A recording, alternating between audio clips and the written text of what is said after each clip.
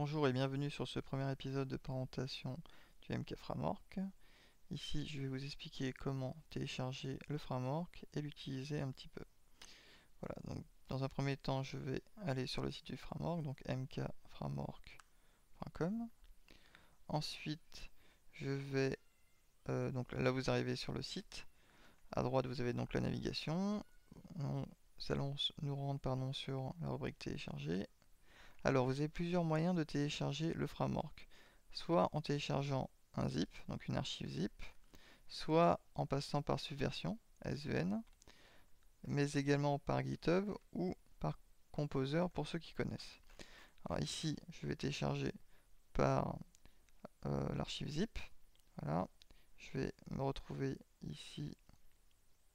Voilà, je vais me retrouver ici dans le répertoire téléchargement avec l'archive zip. Je la coupe, je la colle dans mon répertoire web.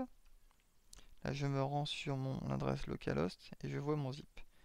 Je n'ai plus qu'à la désarchiver. Voilà. Là, j'en ai plus besoin. Oui. Et donc là, si je réactualise, je vois le répertoire de mon framework. Ou plus exactement, le répertoire du builder.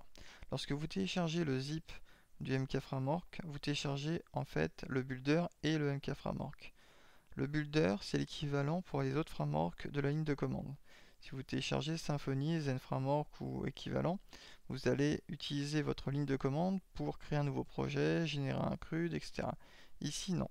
Ici, pour ce framework-là, quand je l'ai commencé avant 2009, mais c'est en 2009 que j'ai commencé la version 4, qui est encore celle-ci, qui ne cesse d'être maintenue, améliorée, puisque je n'aime pas la régression des autres frameworks. Donc j'ai accès, enfin un des avantages de ce framework là, c'est d'être rétrocompatible depuis 2009 et je tiens à cette rétrocompatibilité là. Alors ici donc je disais, vous avez un builder qui va vous permettre de créer vos projets, générer vos crus, générer vos classes modèles, etc. Alors là vous voyez, il y a un message en rouge puisque je suis sous Linux. Alors Linux et Mac également, vous pouvez avoir ce message, c'est parce qu'il y a une gestion des droits stricte. Et donc là, comme j'ai récupéré l'archive du web, que je l'ai mise dans mon répertoire web, Apache, lui, ne pourra pas écrire dedans. Donc je vais lui donner les droits d'écriture sur répertoire généré. Parce que le répertoire généré nous servira à créer nos nouvelles applications via le builder. Donc là, si je retourne sur le builder, je réactualise, je n'ai plus le message en rouge. Alors dans un premier temps, je vais juste créer une application simple pour vous montrer un petit peu comment fonctionne le builder. Alors d'ailleurs, à ce sujet, vous voyez que lorsque vous créez un projet, par exemple on va créer test, vous avez le choix entre créer une application vide, créer une application avec exemple, c'est ce que nous ferons ici, ou créer une application compatible Bootstrap. Alors créer une application vide, c'est créer une application avec un seul module, module default. Créer une application avec exemple, c'est ce que nous allons faire là, c'est créer une application qui vous permettra de mieux comprendre le fonctionnement du framework. Je me suis dit à l'époque que il n'y avait pas de meilleure façon d'apprendre que de regarder comment fonctionne quelque chose. Donc c'est pour ça que vous avez la possibilité de créer une application avec exemple et celle-ci viendra avec divers modules et pages déjà écrites pour voir justement dans le code source comment cela est écrit. Vous pouvez également créer une application compatible Bootstrap, alors le célèbre framework CSS fourni par Twitter, qui vous permettrait d'avoir une application responsive. Mais ça, j'y viendrai dans un autre tutoriel. Alors là, ici, nous allons créer une application avec exemple. Donc là, j'ai donné le nom du projet que je souhaitais créer. Je clique sur créer. Il me crée le projet test et me redirige sur l'onglet suivant, administrer les projets. Ici, j'ai trois choix. Soit je peux éditer le projet, soit je peux l'explorer, soit je peux voir le site. Ici, je vais voir le site. Alors, le site qui a donc été créé, test, donc data générée test, se compose ainsi. Il y a un petit menu à gauche et à partie à droite sert à afficher le contenu. Là, vous voyez un petit CRUD. Donc, pour ceux qui ne connaissent pas CRUD, Create, Read, Update and Delete, ce sont les 4 lettres qui permettent d'administrer une table, la création, la modification, l'affichage, la suppression et l'ajout. Donc là, on voit un tableau qui permet de lister et 3 boutons qui permettent d'éditer, d'afficher ou de supprimer un élément. Voilà. Vous avez également un exemple d'un article paginé, enfin pardon, d'un affichage des articles avec une pagination. Vous voyez également qu'il y a d'autres liens dans le menu qui vous permettent de voir un petit peu l'utilisation de différentes briques du MK Framework. Par exemple ici, le même tableau des articles, mais en utilisant le module tableau. Alors, le module tableau. Vous voyez également qu'il y a Google Maps, puisqu'il y a un module Google Maps également. Ces modules sont téléchargeables sur le site du framework. Donc si on retourne sur le framework, à droite, dans la catégorie télécharger, vous pouvez soit télécharger le framework, soit télécharger les applications, les modules ou les plugins.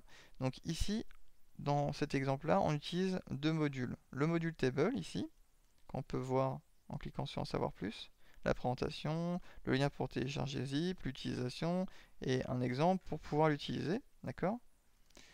Le module Google Maps, pareil, le lien vers télécharger, la présentation, un exemple d'utilisation et ce que cela donne. Voilà. Donc là, ici, dans l'application test qui a été générée donc, avec exemple, vous pouvez voir donc une utilisation du module table. Vous pouvez voir également l'utilisation du module Google Maps et aller voir le code qui permet justement d'afficher. Justement à ce propos-là, en revenant en arrière, on voit que sur le builder, vous aviez trois boutons. Éditer le projet, explorer le projet et voir le site. Là, nous avons juste cliqué sur voir le site. Si l'on clique sur explorer le projet, on peut naviguer à travers l'arborescence pas du framework, mais de l'application que l'on vient de créer. Donc là, on est sur le projet test, qui est celui-là. Donc si on veut aller voir sur Google Maps, on voit que dans l'URL, la navigation, c'est le module default et l'action Google Maps. Donc ici, module default, voilà. Là, on clique sur le contrôleur. Et l'action Google Maps. On voit ici Google Maps. L'action Google Maps est ici. On voit le code qui permet donc de générer cette page-là. Donc justement, cette application type va vous permettre justement de voir un petit peu comment fonctionne le framework et mieux vous habituer à celui-ci. Je repasserai dans une prochaine vidéo sur le builder, notamment sur la partie explorateur de projet, car c'est un outil très pratique, notamment pour débugger ou comprendre une application, puisque vous pouvez à la fois naviguer sur l'application, mais également naviguer à l'intérieur des différentes classes, par exemple là, le layout. Alors, sur l'explorateur de projet, juste très vite, vous avez soit des liens qui vous permettent d'avoir la documentation de la classe en question. Par exemple, si je vais dans modèle article, abstract model, voilà. Soit vous avez des liens qui vous permettent de, entre guillemets, switcher entre, une, pardon, entre une classe et une autre. Ou par exemple, si je vais dans, attendez, je reviens ici, je vais dans article, je vais dans module article, la classe, l'action liste, pardon. Si je vais dans article main list, vous voyez alors, en amont ici, comme je disais, un lien vers la documentation de la classe. Vous voyez ici qu'on instancie le modèle article. Si on clique dessus, on peut aller dans la classe modèle article justement. Donc voilà, c'était juste pour vous montrer ça. L'explorateur de projet peut vous permettre à la fois de regarder votre application pour voir comment elle fonctionne, mais vous avez également énormément de liens contextuels pour vous permettre d'avoir justement une information sur une classe ou des choses comme ça, ou pour pouvoir naviguer à travers vos fichiers. Comme par exemple là également.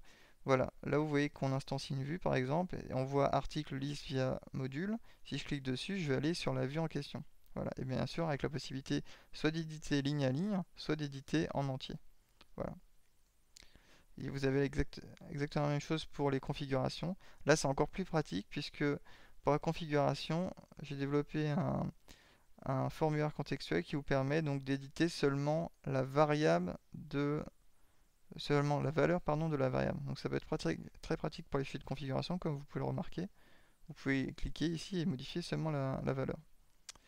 Donc voilà. Voilà pour ce petit tour d'horizon du MK Framework. Je vais revenir sur un retour. Vous pouvez également bien sûr éditer le projet, mais ça j'y reviendrai dans une prochaine vidéo pour vous expliquer tout ce que vous permet de faire. Comme vous le voyez, il y a beaucoup de choses que vous permet de faire ce builder, et tout ceci en restant dans du web. Voilà pour ce premier épisode du MK Framework. Je vous invite donc à le télécharger, à le tester et à apprécier tout le travail qui a été fourni dessus pour vous rendre la vie la plus facile possible. Merci, au revoir et à bientôt.